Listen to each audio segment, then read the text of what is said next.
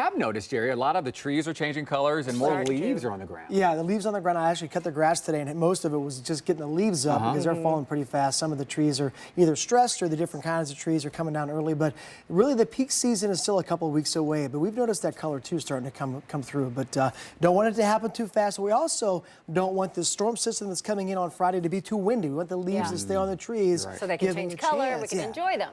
Give them a chance. Yeah, right? just let them live. Just let them live. Just let them live a little longer. 2 or 3 more weeks, right?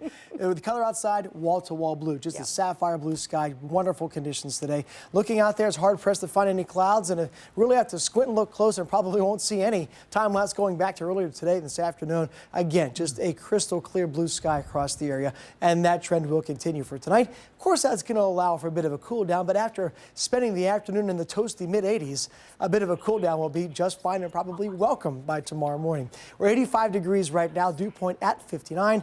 That wind very light, east-southeast at about 3 miles an hour. Now, the precipitation chances had a little bit of rain last week, a little bit of sunshine over the weekend, and it's really not until Thursday, Friday, and Saturday when we see that peak of rain coming back in. And I have added a 20% chance this Saturday because looking at some of the computer models, even though it's still 6 days out, they're bringing in the chance of a shower. One thing is for sure, put a lock on it, it is going to be significantly colder for the weekend. And this time of the year, as that cold air comes in, it's not an instant dry out. Sometimes it will allow those showers to linger. But looking at tomorrow's forecast, not a drop of rain in sight. 61 in the morning, almost 80 degrees by lunchtime tomorrow. Feels and looks a lot more like August, but it will be the 3rd of October. Sunshine tomorrow, evening temperatures still in the mid-80s. So favoring the temperature side of things, if you've got to get something done, probably moving toward the earlier part of the day when temperatures are right around 60. Through the day on Wednesday, a very similar start, a very similar finish. We're going to be 80 or better by lunchtime just about everywhere in central Ohio.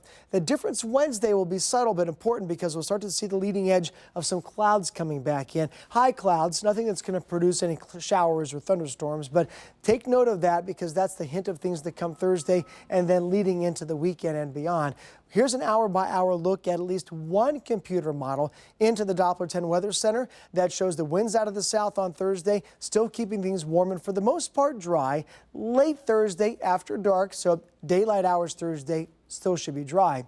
Thursday night into Friday, that front gets closer, chance of showers increases. We're not going to see an all-day rain on Friday, but we are going to see that front slamming on through, and that's going to open the door for much colder air and the chance of a shower at least through early Saturday. Hopefully it'll be out of here in time for the Buckeye game at noon. Details in the forecast: Tuesday 84, Wednesday a twin, Thursday 81, a few more clouds in the shower at night. Nice for football Friday, Saturday, chance of a shower early, hopefully scoured out by the noon kick. Sunday, Monday, and Tuesday a gradual warm up, but the second half of the forecast, not one of those days is above normal, which is 72 degrees this time of the year. Even more is a reason to savor those 80s until Thursday.